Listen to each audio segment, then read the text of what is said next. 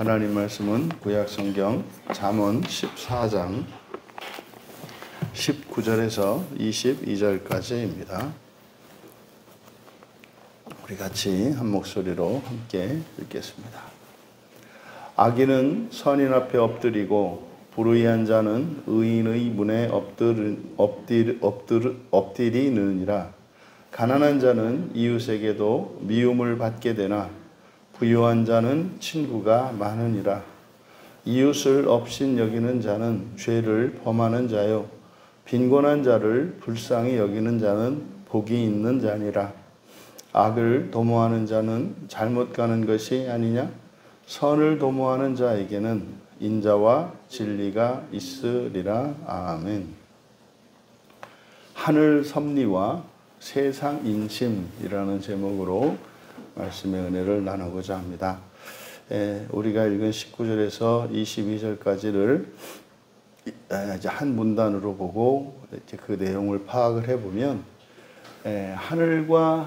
하늘살이와 세상살이가 어떻게 다른지, 그래서 하나님이 돌아가는 하늘나라가 돌아가는 그런 이치, 그리고 우리들이 살고 있는 이 세상의 인심이 어떠한가를 대조해서 나타내면서 하나님 나라 소망을 가지고 살아가는 신자들이 어떻게 살아야 하며, 또 하나님 나라 소망을 가지고 살아갈 때 이 세상과 어떻게 다를 것인가를 이야기해 줌으로써 우리들의 마음가짐과 또한 우리들이 신앙을 지키며 살아갈 때 세상으로부터 받는 평가와 판단들이 어떠할까 하는 것을 알 수 있게 합니다.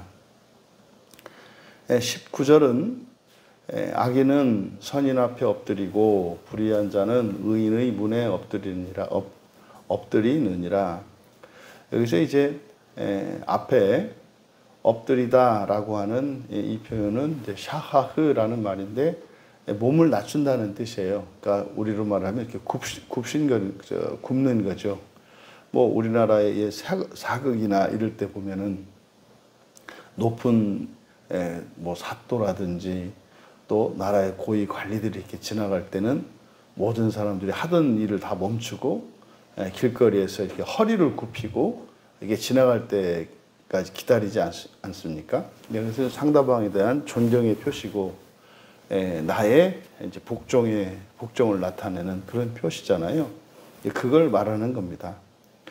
그러니까 19절에서 이야기하는, 그러니까 악인은 선인 앞에 엎드리고, 그러니까 악한 사람들이 선한 사람들 앞에 엎드린다? 정말 그렇습니까? 이 세상을 보면 그렇지 않거든요. 또 뒤에 불의한 자는 의인의 문에 엎드리리라. 여기서 이제 의로운 자들이잖아요. 의로운 자들의 문을 복수형으로 쓰고 있어요. 그래서 의인의 문들 이렇게 됩니다. 의인의 문들. 그러면 의인의 문들을 드나들 때마다 사실, 그러니까 여기서 의인의 문들 위에 전치사가 위에라고 하는 R이라는 말을 전치사를 쓰고 있어요. 그러니까 범죄한 자들은, 그러니까 불의한 자들은 의인의 문들 위에 엎드린다. 뭐 이렇게 이제 번역이 되어 있거든요. 그럼 문들 위에 엎드린다는 것이 무슨 뜻일까?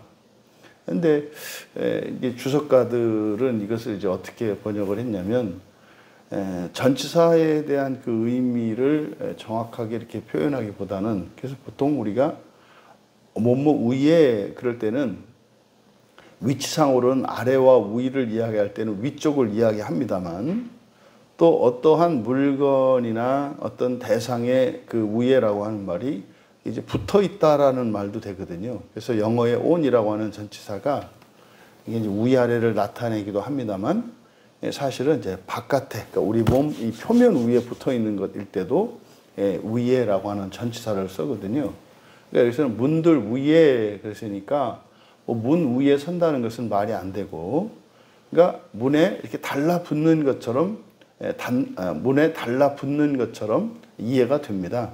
그러니까 이거는 마치 이제 성문을 의로운 자들이 이렇게 지나가면 이렇게 불의한 자는 문에 탈싹 붙어가지고 말이죠. 그러니까 길을 내어주는 걸 말하는 거죠.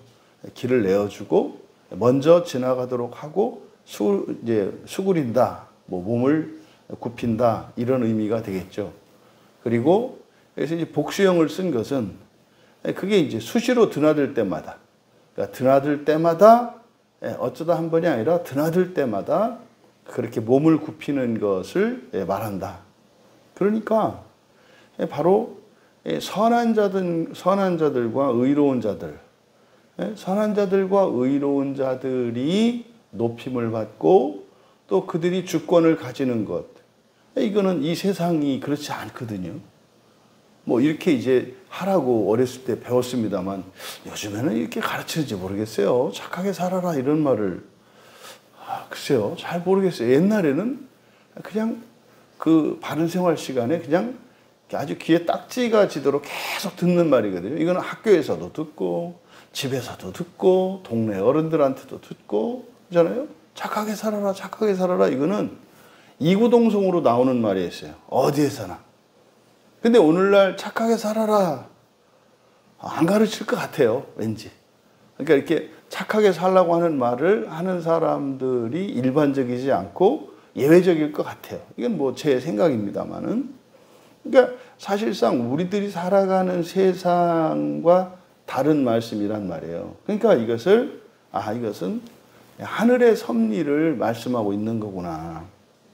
그러니까 이 세상에서는 뭐 반드시 정의가 이기거나 착한 사람들이 승리하거나 뭐 정직한 자들이 복을 받거나 이렇게 되지가 않아요. 이 세상 이치로만 보면. 그러니까 착하고 의롭고 정직하게 사는데 참 어렵고 힘들게 살고 악하고 불의하고 법을 어기고 살아가는데 뭐 아주 잘 먹고 잘 사는 일들이 이 세상에서는 일어나거든요. 그러니까 오죽하면 오늘날 세태에서 착하다는 말이 칭찬이 아니라 어쩌면 이게 약간은 비아냥거리는, 그래서 뭐 이렇게 칭찬할 게 없을 때 하는 마지못해 하는 뭐 이런 의미로 요즘에는 퇴색됐단 말이죠. 그러니까 지금 19절의 말씀은 바로 하늘의 섭리가 그렇다. 그러면은 하늘 소망을 가지고 살아가는 그리스도인들은 어떻겠습니까? 결국 이 세상의 그 마침은 하늘에서 딱 종결부를 찍고 이제 하늘에서 결론이 나는 거잖아요. 그러니까 하늘 섭리를 따라 살아야 하는 거예요. 근데 이제 이어지는 이야기들을 보면은 이제 20절에 보면은 이제 20절 이거는 이제 세상 인심, 어쩌면 세상 이치를 밝히고 있는 것인데, 가난한 자는 이웃에게 미움을 받게 되나 부유한 자는 친구가 많으니라. 그러니까 가난한 자는 이웃에게도 미움을 받는다. 여기서 이제 그 구약 성경에 이웃이라고 번역되어 있는 이 레아라고 하는 이 말이 친구와 같이 쓰는 말이에요. 친구, 이웃. 그러니까 이 단어를 통해서 세태의 변화를 볼 수가 있는 거예요. 그러니까 예전에는 뭐 우리말 속담에도 이웃 사촌이 먼 친척보다 낫다 이런 말이 있잖아요. 그러니까 예전에 그냥 가까이 살면 뭐가 되는 거예요? 옛날에는 친구가 되는 거예요. 그러니까 이거는 구약 성경에서도 그렇고 우리나라도 그렇게 멀지 않은 시기에 뭐 이랬던 거죠. 그러니까 이웃이나 친구라고 하는 말이 거의 동의어처럼 구약 성경에 사용됩니다. 그러니까 구약 성경에서는 바로 이 레아라고 하는 이 말이 그러니까 친구 또는 이웃 어떻게 사용해도 괜찮은 말이다. 근데 여기서 이왕이면 이제 우리들의 언어로는 이웃은 뭐 이웃지간에 뭐 한 번도 뭐 10년 넘게 살아도 왕래 한 번 안 하고 뭐 이렇게 눈인사 한 번 안 하는 경우도 적지 않지 않습니까? 그러니까 오늘날 이 레아라는 말을 그냥 이웃이라고 해서는 이렇게 말씀하고자 하는 그 의미가 퇴색될 그 우려가 있어요. 그러니까 그냥 친구라고 하는 게 좋겠다. 친구는 아직 변하지 않았잖아요. 친구라고 하는 것은 타인들 가운데 나와 오랫동안 친밀한 관계를 유지해온 사람들을 말하잖아요. 그러니까 친구라고 번역하는 것이 이 성경의 말씀에 더 부합하겠다. 그래서 가난한 자는 친구에게 미움을 받는다는 거예요. 그러니까 여기서 무엇과 무엇을 비교하고 있습니까?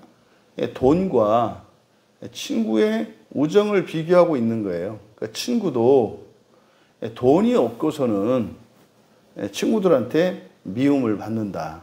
그러니까 친구들한테 뭐 이렇게 미움받지 않고 뭐 사랑받고 이쁨을 받으려면 돈이 있어야 된다는 이야기잖아요. 또 부유한 자는 친구가 많으니라 이렇게 번역되어 있습니다만 부유한 자는 친구가 많으니라 그렇게 실제로 그렇지 않습니다. 부유한 사람들이 친구가 많을 것 같지만 진짜 부유한 사람들은 친구가 별로 없습니다.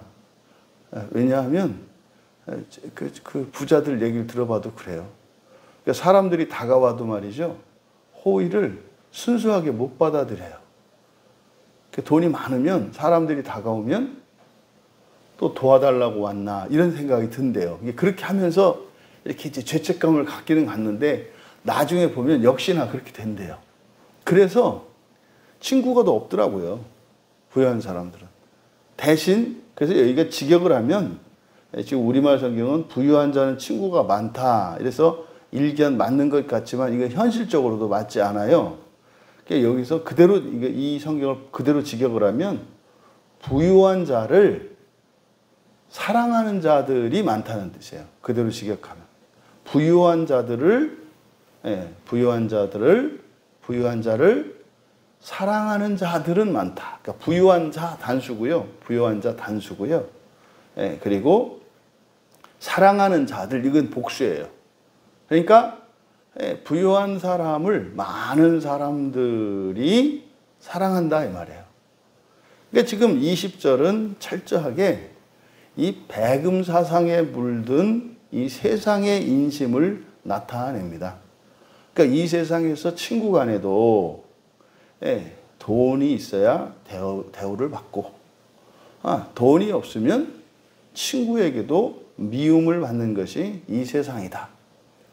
그러니까 지금 20절은 세상 인심을 나타냅니다. 그러니까 하늘 섭리와 세상 인심이 어떻게 다르냐? 세상은 돈이 최고고 하늘은 선하고 의로운 것이 최고다. 이렇게 19절과 20절에서 하늘과 이 세상을 대조하고 있습니다. 그리고 21절에 이웃을 업신 여기는 자는 죄를 범하는 자요 빈곤한 자를 불쌍히 여기는 자는 복이 있느니라. 그러니까 이제 21절은 이제 20절의 세상 인심과 다른 하늘 섭리, 하늘나라 섭리를 이야기합니다. 그러니까 친구를 업신 여기는 것, 이것은 죄를 짓는 거라는 거죠. 이웃을 친구 똑같이 레아입니다. 그러니까 친구를 업신 여기는 것은 범죄하는 것이다. 죄를 짓는 것이다. 또 빈곤한 자들을 불쌍히 여기는 것, 빈곤한 자를 불쌍히 여기는 것은 복이 있는 자니라라기보다는 복이 있다. 복되다. 복되다. 그러니까요. 바로 이 세상을 살아갈 때 하나님 나라 소망으로 살아가는 사람들, 다시 말해 하늘에 속한 사람들은 세상의 세상 인심을 따르지 않고 하늘 섭리를 따른다는 거예요. 그러니까 또 따라야 한다는 거죠. 그래서 여기서 이웃을 업신 여긴다 할 때 이 이웃은 20절과 연결 지으면 어떤 이웃이겠습니까? 가난한 이웃이겠죠. 가난한 친구겠죠. 그러니까 친구가 가난하다고 해서 업신 여긴다라고 하는 것은 죄를 짓는 것이다. 그 무슨 말입니까? 하나님 나라에 들어갈 수 없다는 뜻이죠. 이건 자격 요건을 이야기하는 게 아닙니다. 그러니까 다른 기준을 갖고 있어요. 다른 가치관을 가지고 있어요. 그러면은요, 물과 기름과 같아서 이 세상의 이치와 하나님 나라의 이치가, 이 세상 인식과 하나님 나라 섭리가 달라요. 그러면 내가 이 세상의 이치를 따르고 세상의 인심을 가지고 있으면 뭐 하나님이 들어가라고 길을 활짝 열어줘도 들어가지지가 않는다 이 말이에요. 그러니까 여러분 친구를 업신여기지 마십시오. 그거는 범죄하는 것입니다. 예. 뭐 그거에 대해서 다 동의하지 않겠습니까? 그런데요. 알면서도 업신여기지 않을 수 없는 때가 와요. 너무 심할 때. 그러니까 무슨 말이냐면 이걸 어떤 윤리 기준으로 받아들이면 절대적인 가치가 되지 않는다는 말이에요. 그러니까 그래 가급적이면 내가 뭐 어떤 친구가 어떤 상황이라 하더라도 가난하다 하더라도 미워하지 말아야지. 그리고 업신여기지 말아야지. 그런데 말입니다. 내 상상을 넘어하는 내 상상을 넘어서는 내 한계를 넘어서는 그런 친구가 있어요. 가난한데 이건 무슨 자랑 삼아. 그리고 염치를 몰라. 나한테 뭐 돈을 맡겨놓은 것처럼 나한테 이야기해. 그럴 때 야 해도 너무하지 않냐? 뭐 이렇게 얘기하지 않습니까? 그렇게 얘기하는 게 무리가 있나요? 그런데 여기서는요. 그렇게 하면 안 된다는 거예요. 왜요? 그거는 하나님 나라의 섭리가 아니기 때문에. 그러니까 인간적으로 윤리적으로 도덕적으로 이렇게 착해야 된다 이런 얘기가 아니라 이거는 바로 무엇에 관한 것이다? 네가 하나님 나라에 들어가고자 하면 상대방이 어떠냐 행동이 어떠냐와 상관없이 절대적으로 너는 그냥 하나님 나라 섭리에 네가 이렇게 따르는 사람이어야 돼 라고 말씀하는 거다 이 말이에요. 그러니까 지금 그러니까 우리가 교회 안에서 하나님 말씀이 이렇게 절대적인 어떤 가치로 부여받지 못하는 것은 이 세상 윤리로 바꾸기 때문에 그래요. 그러니까 보통 우리가 기독교 윤리라는 말을 쓰거든요. 기독교 윤리. 보통 기독교 윤리라고 할 때 본래적인 의미는 기독교 윤리는 뭡니까? 하나님 나라 윤리예요. 그러니까 하나님 나라 섭리를 기독교 윤리라고 한다 이 말이에요. 근데 이것이 오늘날 실제로 우리들에게는 어떤 의미로 받아들이냐면 기독교인들의 이 지상에서의 윤리 이렇게 받아들인다고요. 그래서 우리나라에서 대표적인 기독교인과 비기독교인 사이에 다른 윤리 기준이 있죠. 그게 대표적인 술 아닙니까? 술은 마시면 안 된다라고 하는 이 기독교인의 윤리가 있잖아요. 그거는 사실 뭐 정확하게 이게 이제 어떤 성경적으로 이야기할 때는 사실은 일정 부분 설명할 수 있습니다만 뭐 절대로 마시면 안 된다 이런 건 아니거든요. 성경의 가르침이. 근데 어쨌든 이 대한민국이라고 하는 나라에서 기독교인은 술과 담배는 하면 안 되는 것으로 세상 사람들도 다 알고 있어요. 그러니까 기독교인은 술, 담배 안 하는 사람들이야. 또 일요일에 교회 꼭 가는 사람들이야. 이런 것이 있잖아요. 이게 이제 보통 기독교인의 윤리란 말이에요. 근데 성경에서 우리에게 가르쳐주는 그래서 우리의 삶의 원칙이 되는 이것은 이 세상에서 이 세상을 살아가는데 다른 사람들과 좀 차별이 되는 그런 목적으로 만들어주는 지상의 윤리가 아니에요. 그러니까 천상의 윤리다 이 말이에요. 이게 하늘 섭리라고 말씀을 드린 겁니다. 그래서 이게 절대적이라니까요. 그래서 기독교인들을 보면 세상의 기준보다 더 뛰어난 것으로 보이는 거예요. 그는 그런 사람이 아니에요. 누가 그 가난한 친구가 와가지고 염치도 없이 말해요. 주인 행세하고 계속 돈을 뜯어가는데 그런 친구를 보고 속이 편안한 사람이 어디 있어요? 응? 전화하고 딱 오면 수신자, 발신자 딱 뜨면 그냥 가슴이 덜컥하고 그러는 그리스도인은 왔군 또 필요한 거 줘야지. 이런 사람 없어요. 덜컥하는 거예요. 그런데도 업신여기면 안 되는 거죠. 그러니까 어떻게 해요? 속으로 부글부글 끓는데 없인 여길 수가 없는 거예요. 왜? 내가 하나님 나라 소망을 갖고 있기 때문에. 그러면요, 그렇게 해서 주고 나서 편치 않잖아요. 꼭 어떻게 하겠어요? 회개하지 않겠습니까, 또? 근데 사실 회개하고 싶지 않잖아요. 아니, 돈 주고 도와주고 내가 왜 회개를 해야 되냐고. 저놈이 회개를 해야지. 그러니 이게 기가 막힐 노릇이잖아요. 여러분, 하나님 나라를 목적으로 이 세상을 살아간다는 게 그런 거예요. 그런 거예요. 좋아하고 좋은 일을 하고도 그것 때문에 가슴앓이 해야 되는 게 하나님 나라 소망을 갖고 살아가야 되는 사람이에요. 그러니까요, 돈 있는 게 편해요? 없는 게 편해요? 없는 게 편해요. 여러분, 양이 편해요? 목자가 편해요?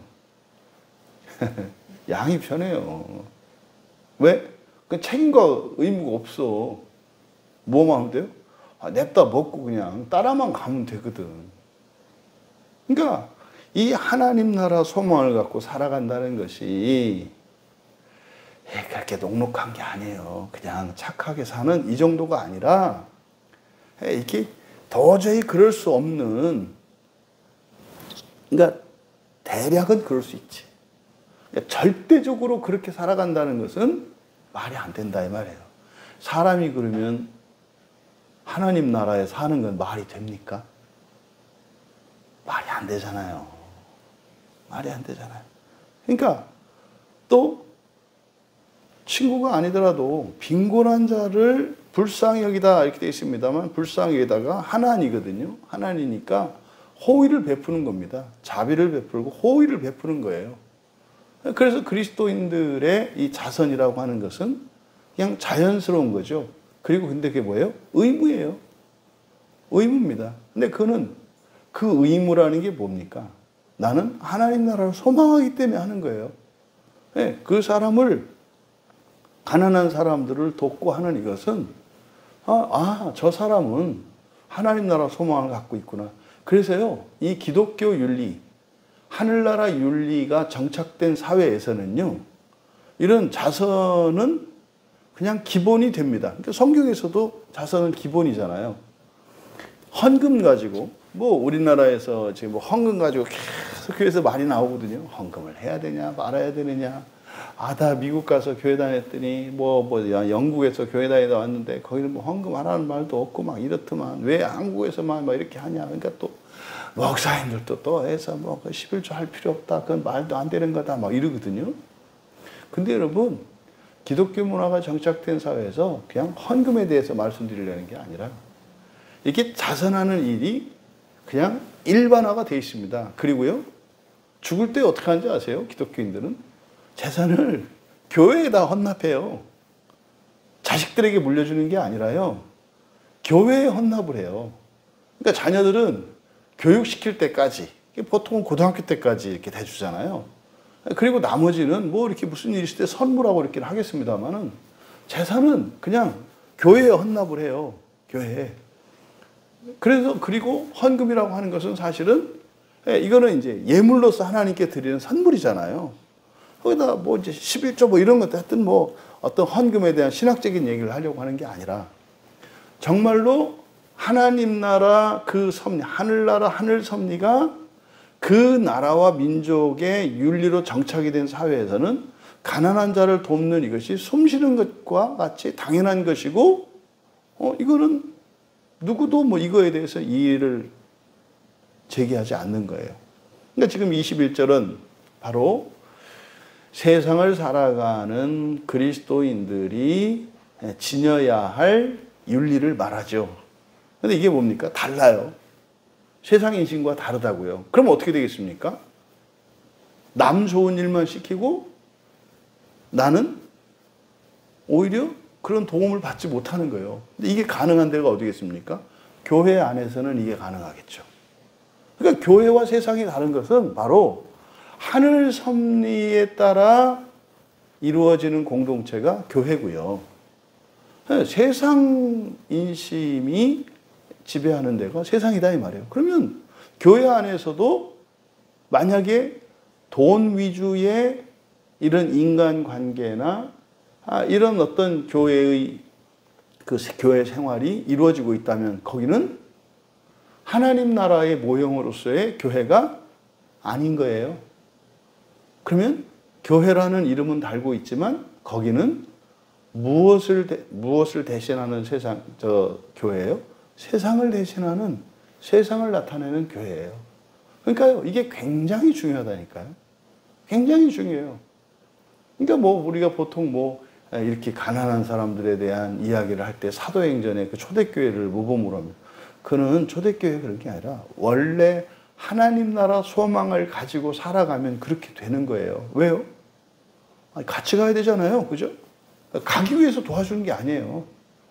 같이 가야 되니까, 살아 있어야 되니까, 은혜를 받아야 되니까, 살아야 하니까. 왜요? 하나님 나라 들어가는 게 최고의 목표니까. 그것을 위해서는 내 자산도, 내 재능도, 시간도 아낌없이 서로를 위해서 내어놓을 수가 있는 거예요. 그거 하지 않으면 안 되는 게 아니라 힘이 있고 여유가 있으면 그렇게 하게 되는 거예요.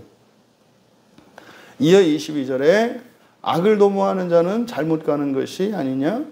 선을 도모하는 자에게는 인자와 진리가 있으리라. 앞에는 의문문으로 되어 있습니다. 그래서 악을 도모하다, 이게 하라시인데, 하라시는 이게 궁리하는 거예요. 궁리하는 거니까 말이죠. 예, 나쁜 짓을 하려고 이렇게 궁리하는 겁니다. 그럼 여기서 악은 뭐겠습니까? 지금 여기서는 가난의 문제에 대해서 말하고 있잖아요. 그러니까 이 세상의 인심을 따라가는 것을 여기서는 악이라고 한 거예요. 그러니까 세상 인심을 따라서 살아가려고 하는 것, 이것을 악을 도모한다, 이렇게 얘기하는 겁니다. 잘못 가는 거다. 잘못 가는 거다. 예. 예. 여기 지금 잘못 가. 왜요? 잘못 간다는 게 무슨 말이에요? 어디로 간다는 뜻이에요? 지옥으로 간다는 거죠. 그냥 그렇게 알아들어지지 않아요. 악을 궁리하는 것은 잘못 가는 거야. 그러니까 세상 인심을 따라 살아가려고 하면 잘못 가는 거야. 이거는 교회 안에 있는 사람들에게 정말로 부활의 소망을 갖고 하나님 나라를 가겠다고 구원받았다고 확신하는 사람들에게 주는 말이에요. 당신이 교회 다니고 계십니까? 세례 받으셨어요? 예수를 믿으셨어요? 그런데 말이죠. 당신이 여전히 세상의 가치관을 가지고 살아간다면 그거 잘못 가시는 거예요. 당신은 그렇게 하면 하나님 나라 갈 수 있다고 생각하는데 아니에요. 지옥이에요. 라고 말하는 겁니다. 이어 선을 도모하는 것은 인자와 진리가 있으리라 그랬습니다만은 주어가 인자와 진리입니다. 인자와 진리. 인자와 진리는 선을 궁리하는 것이다. 선을 도모하는 것이다. 근데 이게 똑같은 하라시예요. 선을 궁리하는 것이다. 악을 궁리하는 것은 잘못 가는 것이고, 인자와 진리는 선을 도모하는 자, 선을 궁리하는 자는 인자와 진리는 선을 궁리하는 것이다. 그러니까요, 선을 궁리한다. 앞에서는 잘못 간다 그랬잖아요. 잘못 가는 것과 반대말로 선을 궁리한다 그랬어요. 그러니까 선을 궁리한다는 게 뭡니까? 하나님 나라. 이걸 말하겠죠. 뭐가? 인자와 진리가. 인자와 진리가 뭡니까? 인자는 헤세드잖아요. 헤세드는요, 약속을 했을 때 상대방의 약속을 깨도 내가 그 약속이 이루어지도록 하는 거예요. 이 헤세드가. 이 헤세드는 하나님께 쓰잖아요. 이게 이 세상을 살아가는 하나님 나라 소망을 가지고 살아가는 사람의 헤세드는 뭘까요? 용서예요. 용서와 신뢰입니다. 이게 하나님 나라 소망을 가진 이 세상 소망을 가지고 살아가는 사람들에게 나타나는 헤세드는 용서와 변하지 않는 믿음으로 나타난다고요. 그리고 진리. 진리는 성경 말씀이죠. 하나님 말씀이죠. 그래서 삶의 규칙으로서, 삶의 방식으로서의 헤세드와 또 모든 것의 기준으로서의 하나님 말씀인 진리, 이것이 선을 궁리하는 것이다. 하나님 나라 가려고 계획하고 살아가는 것이다. 여러분, 우리는 하늘 섭리와 세상 이치 중 무엇에 동의를 하고 있습니까? 우리의 지성이 하나님 나라 섭리에 동의될 수 있기를 바랍니다. 또 우리가 어떻게 살고 싶습니까? 하늘 섭리와 세상 인심을 따라, 그러니까 하나님 나라 가치관과 이 세상 나라 가치관 중에 무엇을 따라 살고 싶습니까? 우리의 감정이 하늘 섭리에 이끌릴 수 있기를 바랍니다. 또 여러분들이 어떻게 살고 있습니까? 하늘 섭리와 세상의 인심, 하늘나라 가치관과 이 세상의 가치관 중 무엇을 따라 살고 있습니까? 이것은 의지의 문제입니다. 우리가 그냥 시험지에다가 정답을 쓰는 것 같으면은 정답을 정확하게 쓰겠습니다만, 사실은 내가 하나님 나라 섭리에 동의하고 그것을 따라 살고 싶어 하고 그렇게 살고 있다면 죽을 마실 겁니다. 죽을 마실 겁니다. 그래서 이 세상에서는 어떤 그 만족과 기쁨이 그렇게 크지 않을 겁니다. 그런데 이 세상에 어떤 만족과 기쁨이 없다는 그것이 꼭 하나님 나라 소망을 가지고 있다는 것과 동의어로 쓰일 수는 없어요. 하나님 나라 소망을 가지고 있다면 이렇게 살아가느라 힘들고 지치더라도 그것이 허무하거나 무의미하지 않습니다. 우리 현재의 고난조차도 능히 이길 수 있는 그 소망이 우리에게 큰 위로와 기쁨과 만족이 되는 것이죠. 오늘 성경에서 이 하늘 섭리와 세상 인심에 대하여 우리에게 가르쳐 주고, 우리들이 전인격적으로 하늘 섭리에 따라 살아가기를, 또 그것을 목표로 살아가기를 우리에게 권합니다. 그것이 선한 길이라고 합니다. 하나님 나라 소망을 가지신 여러분, 그 첫째 부활의 소망을 따라 그렇게 살아가시고 살아낼 수 있기를 주님의 이름으로 축원합니다. 존귀하신 하나님, 실제로 우리 주님이 계신 하나님 나라가 저 하늘에 있음을 믿습니다. 저희들이 이 세상을 살되 하나님 나라를 위하여, 그것도 첫째 부활을 위하여 살고 있음을 늘 잊지 않게 하시고, 하늘나라 가치관으로 이 세상을 살아갈 때 우리의 삶이 얼마나 고되고 험난할 것인지 또한 성경은 말씀하십니다. 고되고 힘든 중에 하나님의 큰 위로가 반드시 있을 것이며 그것으로 저희들의 사랑이 날마다 커갈 것을 믿습니다.